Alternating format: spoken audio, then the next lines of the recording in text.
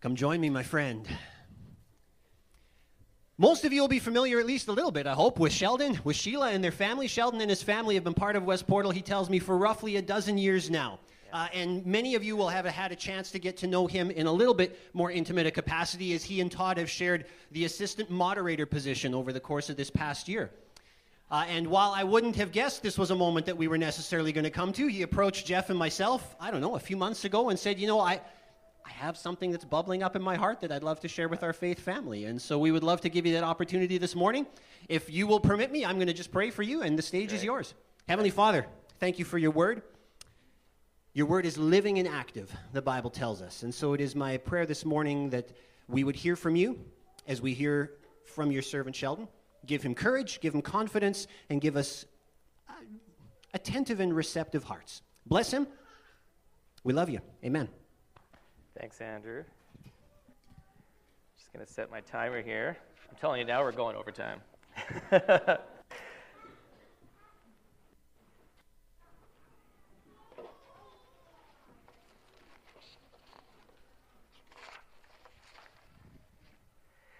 was 2010, Home Depot Center, Carson, California. 125-acre multi-athletic complex that had stadiums for soccer, cycling, track and field, tennis. And on this day, the tennis stadium was packed. 8,000 people there to watch these elite athletes compete at the CrossFit Games, all for one purpose: to be crowned the fittest man on earth. Now, for those of you unfamiliar with the CrossFit Games, this is basically the Top Gun for CrossFitters. I mean, if you're a CrossFitter, you would love to be at the CrossFit Games. This is the Olympics. This is the NHL Stanley Cup playoffs. You strive to get here if you're competitive. I can tell you now, I'll never be there, you know. But on this day, but the craziest thing about this is like a multi-day event. Athletes are there, they're working, they've got workouts they do multiple times per day, and the craziest part is it's all designed to try to see who's the fittest. And you can't plan ahead because these athletes don't even know what the workouts are generally until minutes before they actually do it, until they say 3, 2, 1, go. That day, the hats and umbrellas of the spectators were out. It was sweltering 37 degrees Celsius. The heat was radiating off the floor. It was basically an outdoor sauna out there for these athletes to compete in.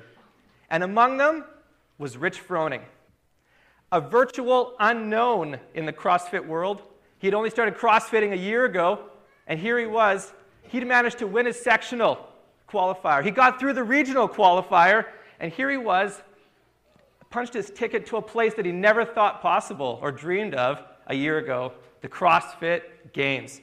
He was surrounded by these stars of athletes that he had been watching on videos ahead of time just to see, and now here he was competing with them side by side. But the beauty of it was, he wasn't even just competing with them, he was actually winning. And as he started to do this, he started to realize, I don't actually need to just compete. There's actually a chance that I could win this. Event after event, Rich was doing great. He was actually leading. And going into that final day, there he was with a slight margin over the last competitor. The last day was grueling. They did 2 workouts, and it was coming down to this third one. And as they announced the workout, Rich was exhausted. What they had to do, he had to do a burpee, down and up. He had to climb over a 6-foot wall, and he had to do that 5 times, and then walk over to a 20-foot rope, climb up and down that 3 times, and that's 1 round. You've got to do that 3 times. As they said go, they took off. These athletes were exhausted, and him and his closest competitor did that first burpee, climbed over the walls, and as they went to the rope, they were neck and neck. And as Rich looked up, grabbed the rope, he knew it. He'd been climbing ropes as a kid. You just grab on and you climb your way up. And as he did so, he grabbed on, the next one up, his shoulders completely gave out. They were jello from all the workouts that he had done. Rich came crashing to the ground with a thud. And as he sat there, seeing his dream about to disappear, he looked up at the rope and realized to himself he had no idea how to actually properly climb a rope. Now, we're going to leave Rich there for a little while, and we'll see maybe we'll get back to him a bit later on. But, it's really hard to fully understand what a CrossFit workout is like, and if you haven't ever done one before. So I thought, let's do something really crazy today, and let's actually go and do our very own CrossFit workout. So we're actually going to do it. So I hope you've got your running shoes on, or actually, really, you don't need anything for this, because we're going to make it fairly simple. So humor me and participate in this. What we're going to do is this. We're going to do what's called a 2-minute AMRAP. Now, AMRAP stands for as many reps as possible. So in this 2 minutes time frame we're going to give you, you need to do as many reps as possible. And this is what the workout's going to be, if you flip to the next slide here. Now, I didn't bring any barbells or kettlebells or wall balls, so we can't use anything like that. So we're going to use what we have, which is nothing. We really have nothing. So we're just going to move around. We have our bodies. Thank you, Kira. We're going to use our bodies for this. So what we're going to do is this. Everyone's going to start standing up. You're going to do 5 stand up and sit down. So you don't see it quite yet. So you're going to sit down. Let me grab a chair and you can demonstrate.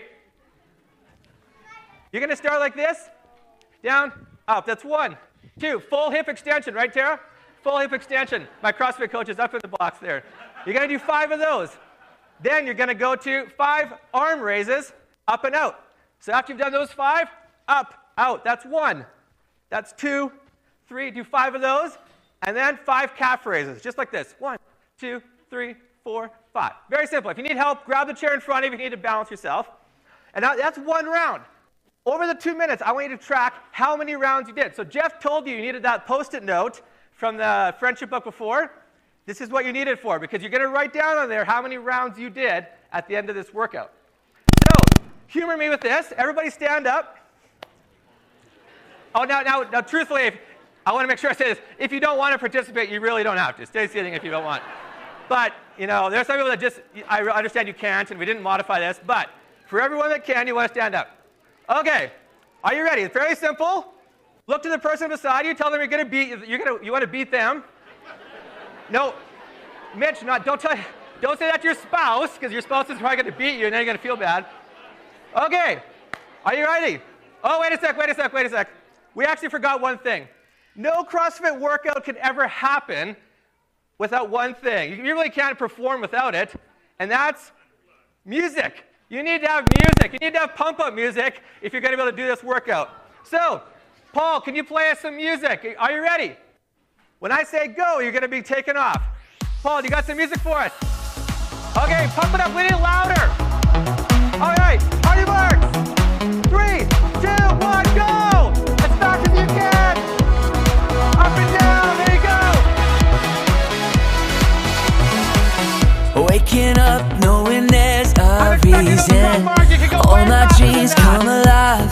Life is for living. With you, I've made my decision. You lift me up, fill my eyes with wonder. Forever young in your love, this freedom's untainted. With you, no moment is wasted. See the sun now bursting through the clouds. Black and white, turn to color all around. Love is new, in the Savior I have found. I know you're getting tired, but you've got to keep going. That's it. You're tired already. You can keep going. This is living now. There's less than a minute to go. Push yourself. Look to that person beside you. You've got to beat them. You lead the way. 50 seconds only left to go. In your love, I'm complete. There's nothing like living with you. This life This is the most fun we've ever had in church, I'm pretty sure. That's it, we're getting done. You've only got 30 seconds left. This is where you've got to push it. Oh, you look right. They're dying out. It's okay.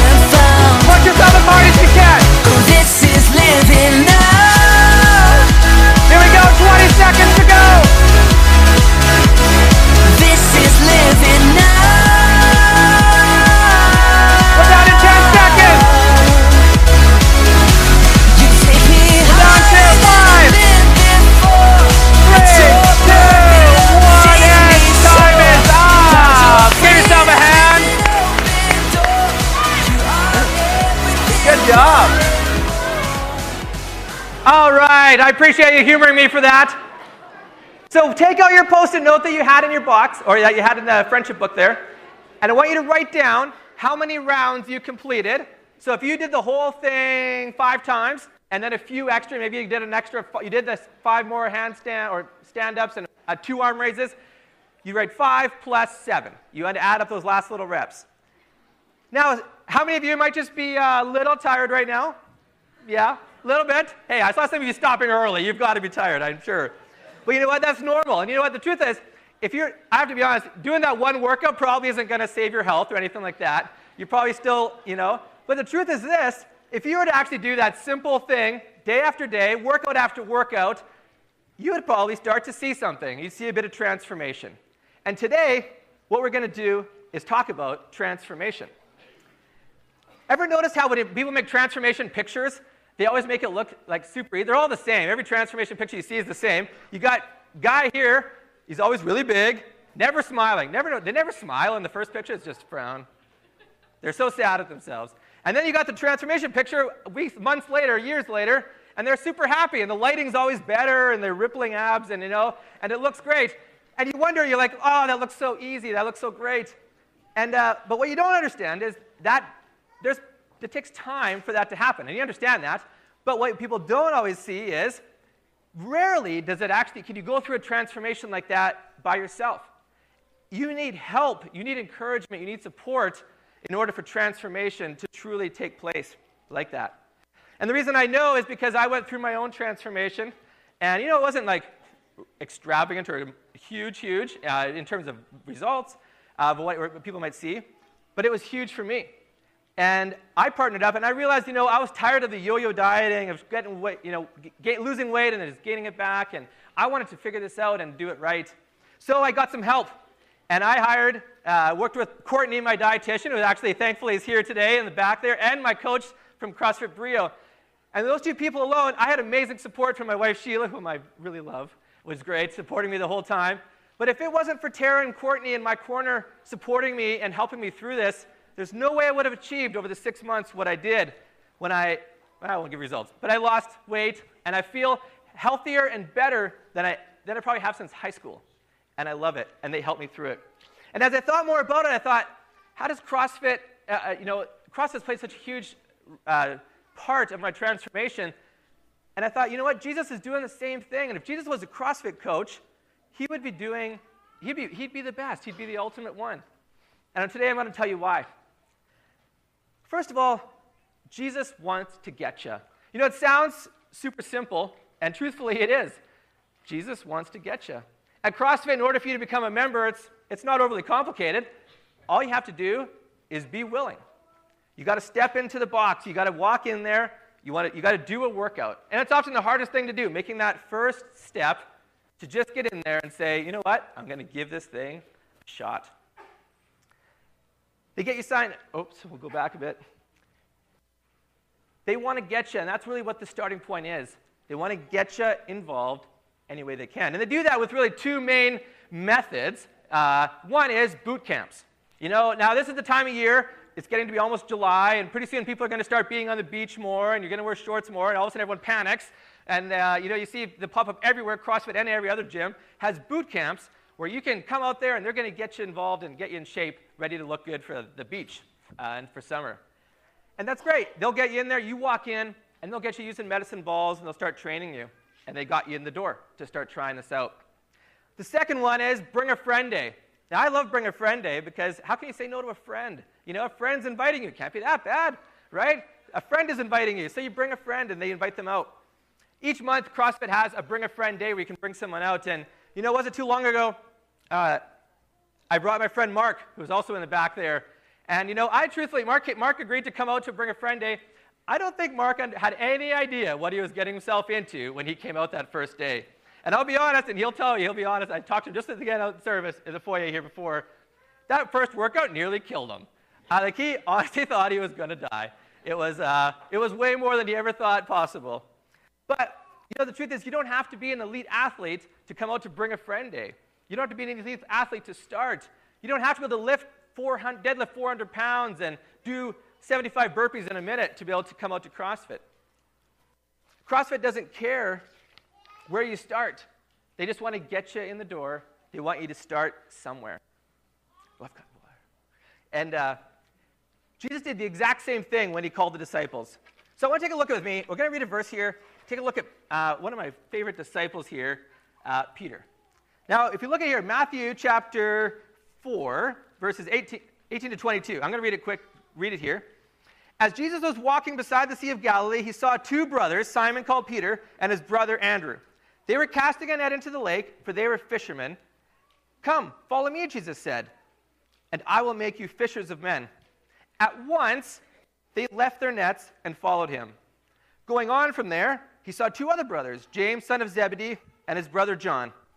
They were in a boat with their father, Zebedee, preparing their nets.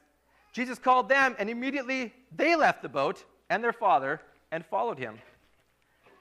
Jesus made it very simple. And the thing about, truthfully at that time, in those days, following around a rabbi wasn't like crazy. I mean, that happened. There's lots of rabbis, and people, you'll do that. You see someone you like, you'll go follow them around. But the interesting part wasn't so much that these guys would follow him. It's the fact that of who actually Jesus went after to recruit.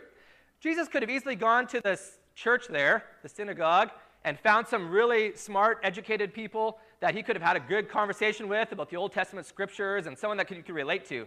He could have gone and found someone who was super wealthy, so that, that way he's eating steak and potatoes every night instead of fish. And, sorry, Courtney, I know fish is great for me. But, but he could have had a nice bed to sleep in every single night. But he didn't. He went after ordinary people. An ordinary guy like Peter. Peter, a fisherman. A guy that spent his day throwing a net out into the water, hoping to catch some fish so that he could sell to his family to eat. Not exactly the type of profession where you go to look for someone if you're trying to look to someone to build into, to build up into, to change the world and to fulfill your purpose. But Jesus invited him, an ordinary guy, to come, to leave it all behind and follow him. Peter only had to do one thing, and that was be willing. Take that step, be willing. Jesus wanted to just get him. I don't think Peter had any idea, just like Mark didn't at that workout, how life was going to change by taking that first step. That first step of being willing to give this Jesus guy a chance. Now, if there's one disciple that I feel like I can sometimes relate to, it's Peter. Actually, here's a little secret into my life. If you want to, don't use this against me down the road. But if you want to get me involved with something, the best way to do it is to make it sound really secretive or exclusive. If you make it sound secretive and exclusive, I just can't help myself to try to want to be involved. Like, it's a miracle I haven't signed up for Amway yet. The way they recruit. And it's a miracle I haven't helped some these Nigerian princes bring their money here. I mean, they found me. I could help them bring their money here, but I managed to weed those ones out. But I honestly think Peter loved adventure, and when you look at this, Jesus wasn't overly open about what he was calling Peter to. He just said, "Come and follow me, and I will make you fishers of men." Jesus didn't go into all the details about what we're going to do each day, Peter. We're going to get up and have breakfast, and then we're going to do this. He didn't tell Peter that down the road, things are going to get tough. He didn't tell him that down the road, I'm going to send you out on your own, and you're going to go heal people and do all this. If Jesus had told Peter that, Peter mind would have been blown. What? Like, it probably would have scared him to death. No, Jesus gave him just enough information to get him excited. Jesus gave him one tantalizing little nugget of information. Follow me, and I will make you a fisher of men. And that was all it took. Peter didn't negotiate with Jesus and tell him, Peter what it was, he went all in. He didn't negotiate and say, you know what, that sounds great, Jesus. I'd like to follow you. I've got Tuesday and Friday, and I can probably give you every second Saturday. You know what, why don't we get together then at the church, and we can go through some stuff. No, Peter was going to be all in. Whatever it was going to take, Peter was on board. Peter dropped his net, and his new adventure was about to begin, even though he didn't know where it was going to go. Now, once you made that initial step into CrossFit, and you're getting to your first CrossFit WOD, that's when the transformation really, truly begins. Now, it's interesting when you see people coming to Bring a Friend Day. and I brought some people along, and but when you watch these people come, they try. Anyone can come to CrossFit, really. I mean, let's be honest. If you're willing to sign a waiver that says you won't sue them if you die, they'll let you come on in. And truthfully, I've never seen anybody die yet, so hey, so far so good, 100% record. But the thing is, it does attract competitive people. And you get these competitive friends that come in there, and they just want to go all out. Now, I remember one of my first workouts Tara got me roped in on boot camps, just like I said, that's one of the ways to get you in, on boot camps. And I remember coming out with one of my first ones, and Tara told me, she says, Sheldon, you don't have to go all out here. Just go about a 6 out of a 10 in terms of how hard you work. And I remember thinking in my mind, I don't remember if I actually said it to her or not, but I remember thinking for sure in my mind, a 6? What? I don't even know what is a 6. I only know one thing, and that's all out. Like, if I'm going to be here, surely I can go all out. Like, how hard can this thing be? It's just CrossFit, And so that's exactly what I did. I went all out as hard as I could in this workout. And I remember sitting there, I didn't die, clearly. I'm still here talking to you. But I can tell you this, at the end of that workout, I think it was a 10-minute workout, I remember lying on the floor. My heart was exploding. I really thinking in my mind, did I tell Sheila and the kids that I love them? Because I don't know if I'm making it back home again. I was hurting so bad. And I remember finally peeling myself off the floor, and I don't know how I managed to drive home, but I did. And I remember even getting home, I wanted to take a shower so badly, but I couldn't lift my arm high enough to get my shirt off, and it was hours later before I could finally shower to get my clothes off. I hurt so bad. And it was all because of one thing, something that Tara understood that I wasn't understanding, that transformation takes time. She knew that if I tried to go out and do the entire thing so super fast and hard, that I'd be hurting. She knew that if I would just come regularly, workout after workout, bit by bit, I would get stronger. I didn't need to come in there and try to impress her, and with how great of a CrossFitter I could potentially be, and look how great I could be. Boy, you guys could sure use me. No, she wanted just one thing. All she needed was me to be willing. I'd signed up, I was there, and she would take me from wherever I was at the 6 that I was working out at, and work and stretch me to develop me as I was going. And if Jesus was a CrossFit coach, I feel he would be applying the exact same things, because that's what he does to us every day. You don't need to try to impress God with how great you're going to be as a Christian. God honestly doesn't care how great you potentially could be. And you know what? I admit I've fallen to that before where I just think, wow, I wonder how, God, if you just think about how much I could do for you, man, if I just got on board, boy, you could sure use me. You know what? Wow, it's even hard to say that. That would be a thought that would go through my mind. Because you know what? God doesn't care. There's nothing I can do that can actually impress God enough to make that matter. Being stretched isn't necessarily a comfortable thing either. At CrossFit, when they're in the process of transforming you, they'll put you in uncomfortable situations. They'll add extra 10 pounds to your barbell and tell you to lift it. They'll strongly encourage, sometimes known as yelling, at you to do all the reps unbroken. Don't put the bar down. Terry yells that just every single day that I hear. Because they're pushing you to try to get better. And they'll tell you to stay in that stretch for an extra minute, because they know that down the road, that's going to increase your mobility, which is going to make you a better CrossFitter down the road, even though it's painful now. Staying in your comfort zone at CrossFit doesn't allow you to be transformed. It makes you complacent.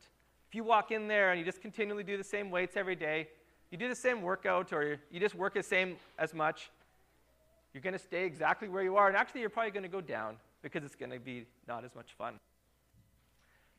And Jesus was stretching Peter at the same, as we go back to that story, during the 3 years they had together. And we're going to read one story here, Matthew chapter 14. I'm going to start a little bit after it, verses 25. So Jesus had just sent the disciples out on the boat. Jesus had gone off by himself, and now they're out on the boat. And we can read it right on here.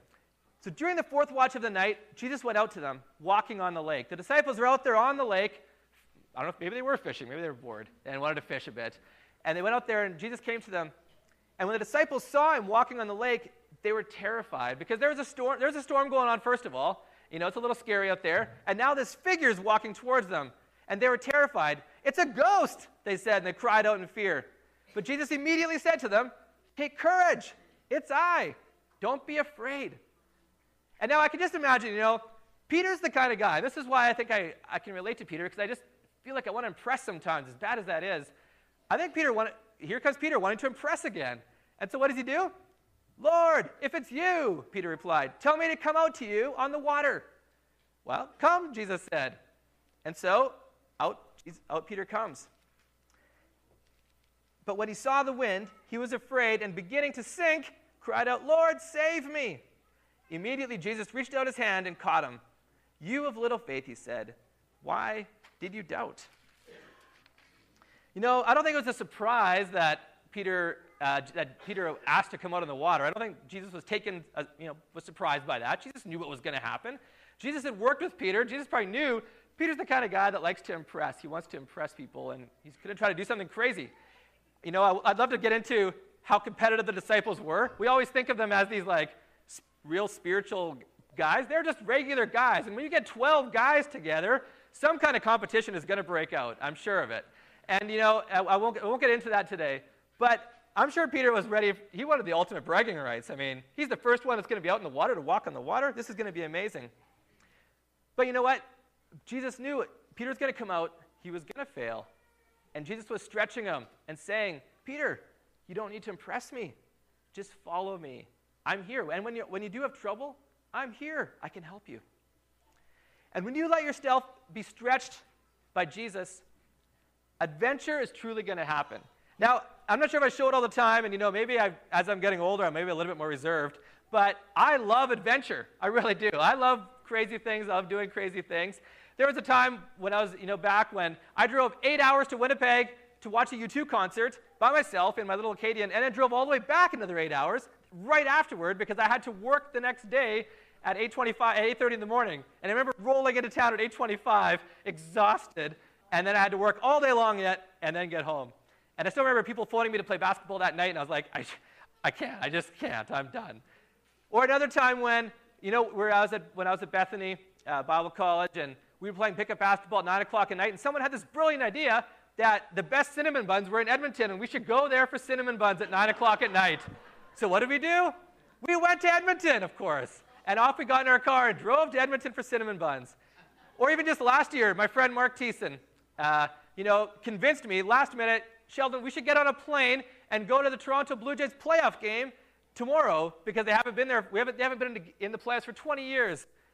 And so I did. Why not? Let's get on a plane and go see the Blue Jays in Toronto. I love adventure. And the thing is, when you allow Jesus to stretch you, the adventures with Jesus are amazing as well.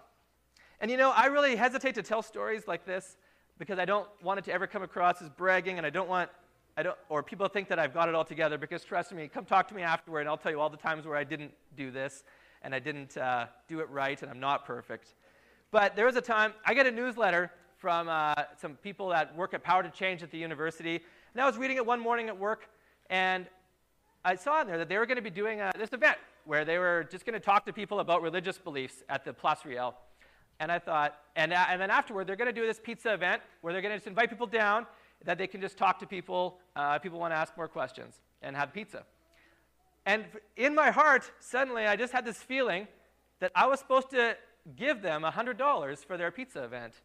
Now, I can tell you this, I don't go around giving $100 out to people very often. I mean, I'm not like that at all. But this was something that was just on me. And I can tell you this, God did not speak audibly to me or anything like that. I just felt I was supposed to give these guys $100. So off I went to the bank, and as I started going there, I thought to myself, $100? Really? I don't think it needs to be that much. I'll just give $50. That's totally fine. That'll buy them plenty of pizza. I'm sure other people are giving too, or something. And because, really, they were supposed to actually get their money from somewhere else, and so what do they need this for? But as I started driving to the bank to get the money, no. It was just so strong in my heart, it has to be $100. So I did. I got $100, and I went to Place Real, and I found this guy who I barely know this guy. I think I've only met him one time. But I followed him, and I like to follow along what they were doing at the university. And I found him, and I said, hey, here's the money. Here's $100. Use it how you see fit. I just felt God was supposed to tell me to give this to you, well, mainly for your pizza thing. And his eyes got big, and he just was like a look of shock on his face. And he's like, are you serious? And I'm like, yeah, just, I don't know why, but God felt I was supposed to give this to you. And I was like, why?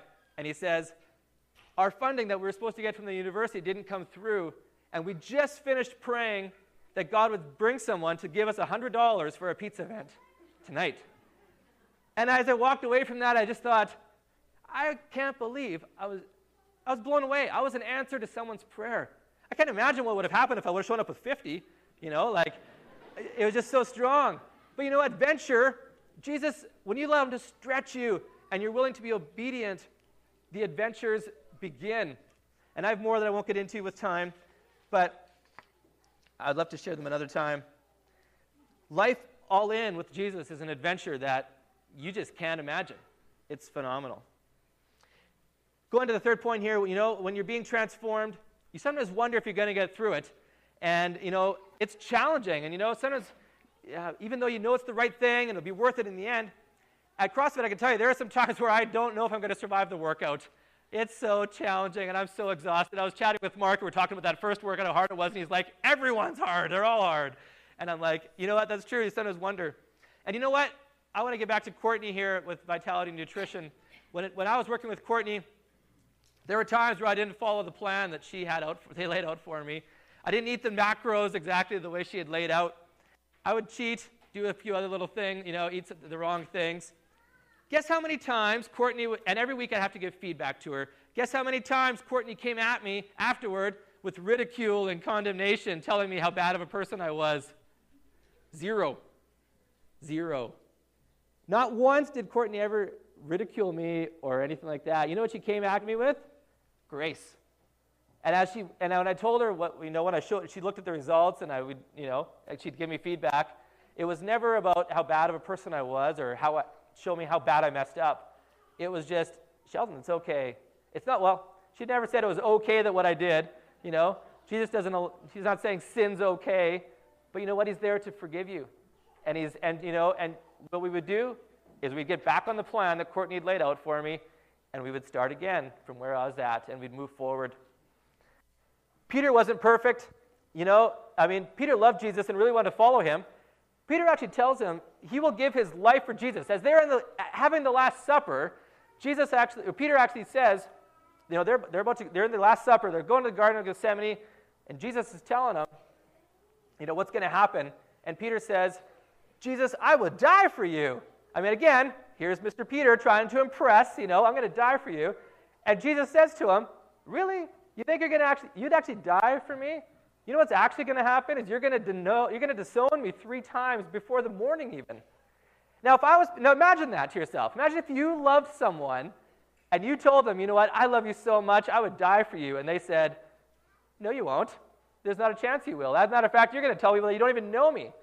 You know what my response would be? It would be, I'll show you. You better believe I will. You don't think I will? I'm going to show you. And I could just imagine, as they're heading out, and I think Peter had the same thought, because I could just imagine as they left, heading out from the Last Supper to the Garden of Gethsemane, Peter lagging behind a little bit and thinking, hey, I'll catch up, guys, just a second.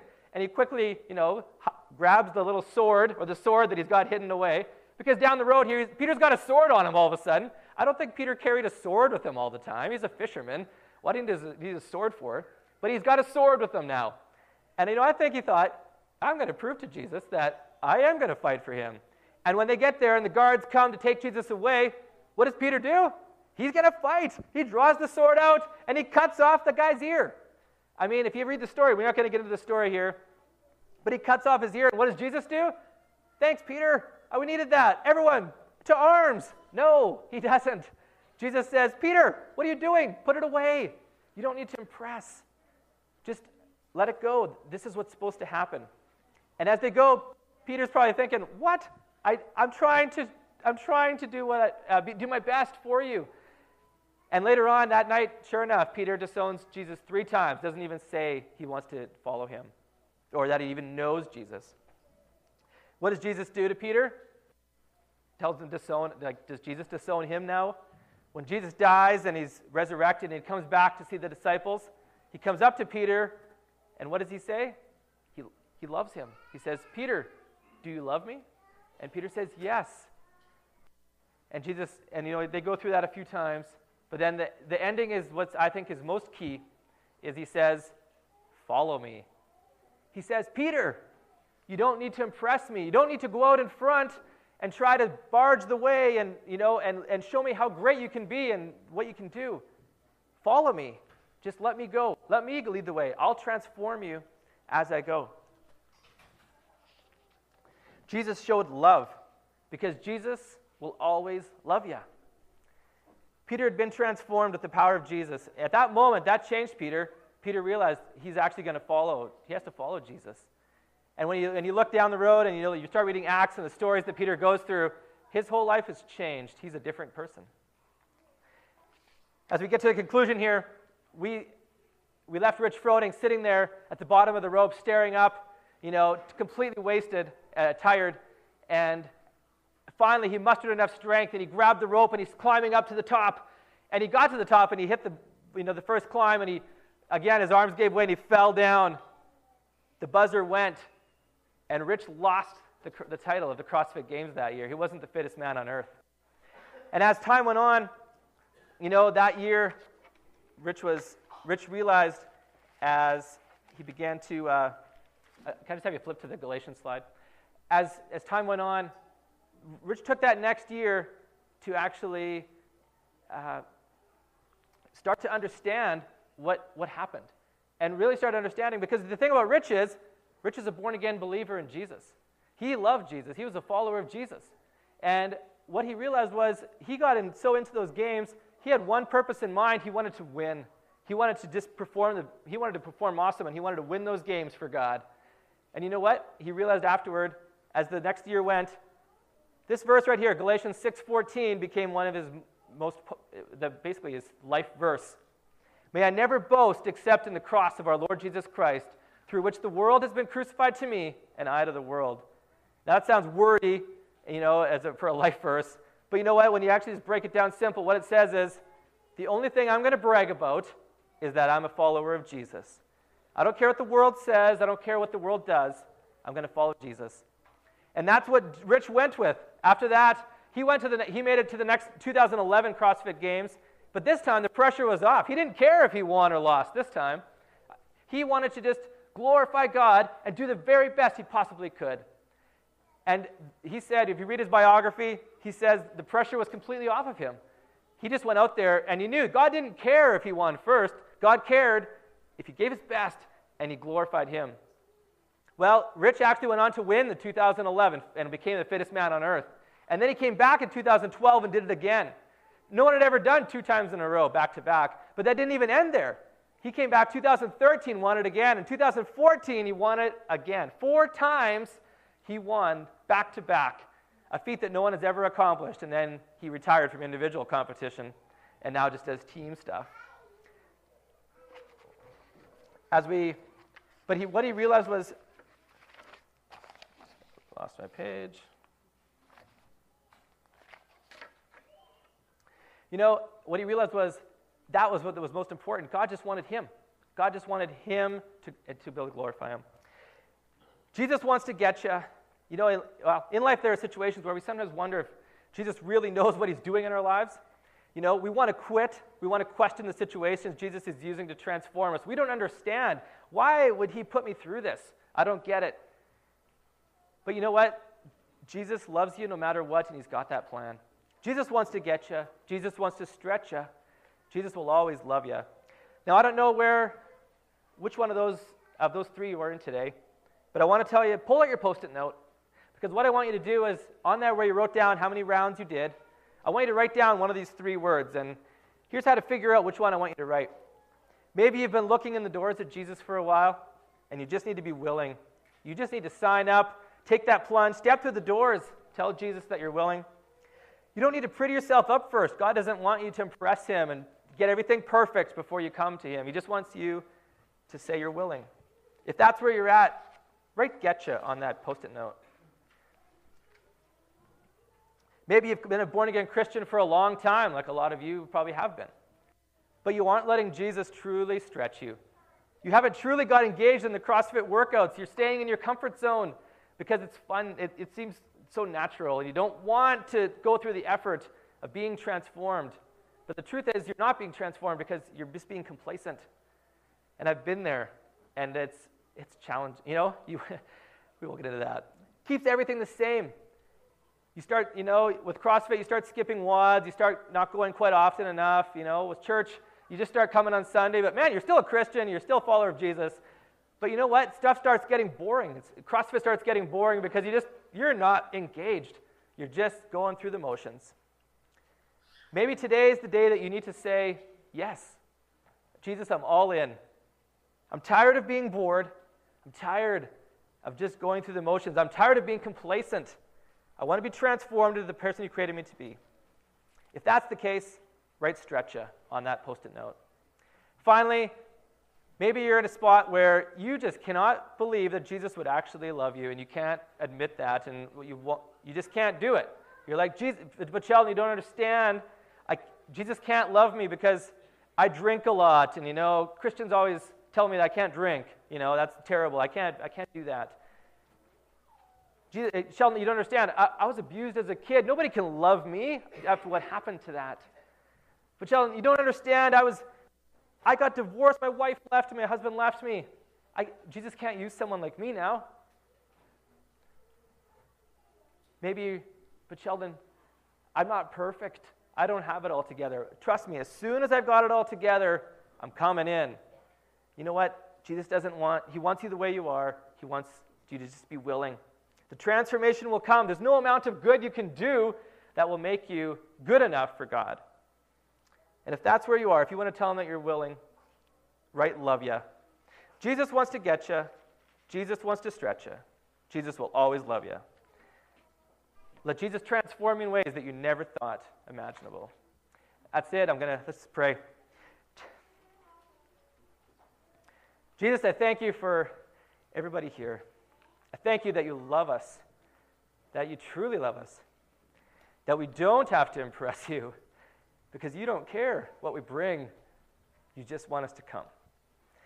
And Jesus, I just pray that in my life that I would remember that perfection isn't needed, but that you just want me. And I pray that you would want us and that we would be willing. In Jesus' name, amen.